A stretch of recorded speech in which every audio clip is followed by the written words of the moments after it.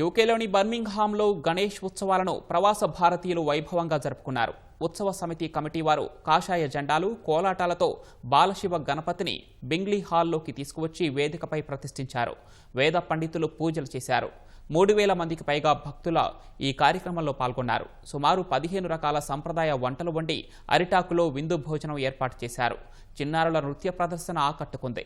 తర్వాత లడ్డూ వేలంపేట నిర్వహించగా భక్తులు అంతా సిండికేట్గా ఏర్పడి సుమారు 5700 పౌండ్లకు ప్రసాదాన్ని పంచుకున్నారు. తర్వాత స్వామివారిని ట్రక్కుపై ఎక్కించి ఊరేగింపుగా బర్మింగ్హామ్ కాల్వ వద్దకు తీసుకువెళ్లారు. భక్తుల కోలాహలం మధ్య గణపతిని నిమజ్జనం చేశారు.